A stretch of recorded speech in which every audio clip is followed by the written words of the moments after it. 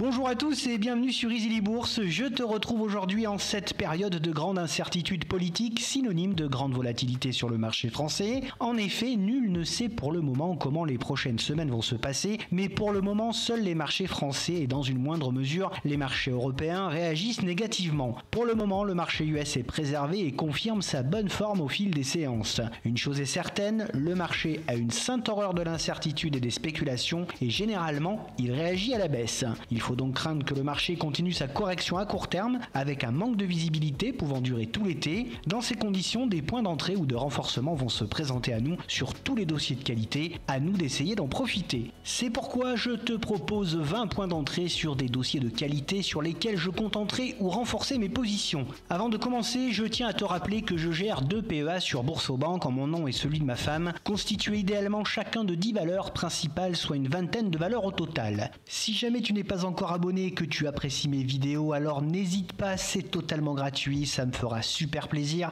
et c'est le meilleur soutien que tu peux apporter à la chaîne. Pour le secteur de l'énergie, je choisis pour commencer Total Energy sur laquelle je suis revenu il y a peu de temps et que je renforcerai au voisinage des 56 €. Cela représente à mes yeux un support intéressant sur cette entreprise qui continue de se diversifier. J'enchaîne ensuite sur GTT que j'ai toujours en ligne de mire.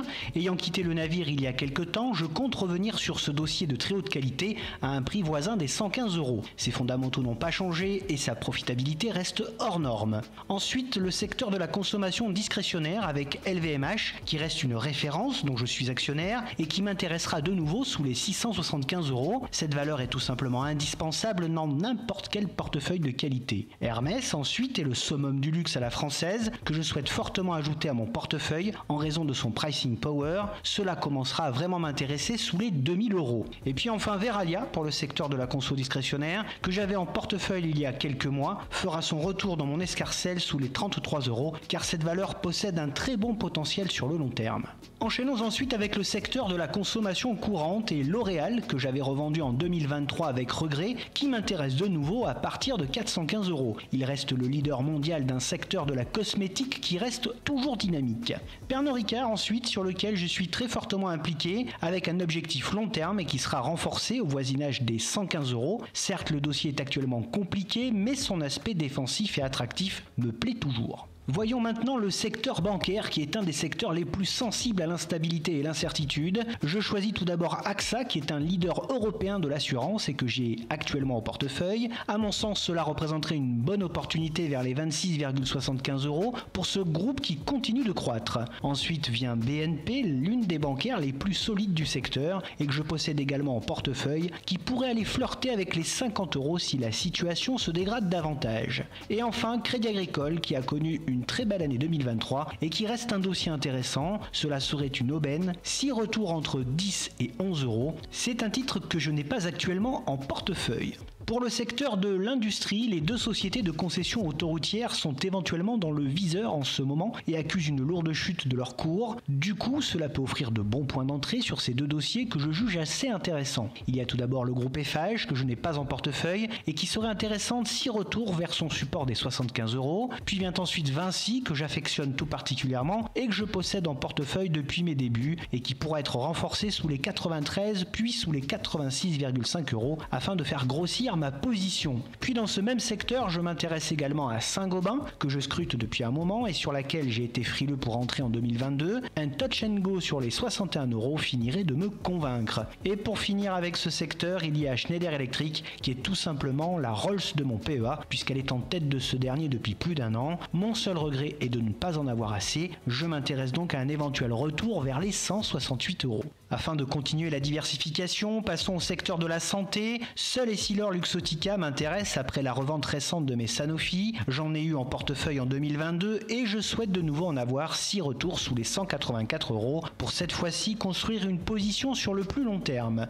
Continuons avec le secteur des matériaux. Il y a bien entendu la préférée du plus grand nombre, Air Liquide, qui figure en bonne place dans mon portefeuille et qui va commencer à offrir de bons points d'entrée sous les 150 € pour renforcer ma position. Ensuite, j'ai choisi Arkema, que j'ai également en portefeuille depuis peu et qui peut être intéressante sous les 77 €. Son repositionnement vers des produits à plus haute valeur ajoutée en fait une cible de choix. Passons au secteur technologique avec le géant Capgemini, que j'ai acquis de nouveau il y a peu et qui a lourdement trébuché ces derniers temps et pourrait aller chercher les 150 € avant de se reprendre. L'intégration de l'intelligence artificielle dans les prestations qu'il propose pourrait bien booster le groupe. Ensuite, Dassault Systèmes, qui reste un dossier très attractif et pourrait le devenir encore plus si retour vers les 32 €, puis éventuellement les 28,50 €. Je suis actuellement actionnaire de cette belle entreprise à fort potentiel. Et pour terminer, je choisis le secteur utilitaire avec Veolia, dont je suis sorti en 2023. Une bonne opportunité peut s'offrir à nous si retour au voisinage des 24 €. Cela reste un dossier attractif pour viser de nouveau les 30 à 31 €. Voilà, c'en est fini avec cette liste de points d'entrée ou de renforcement très personnel.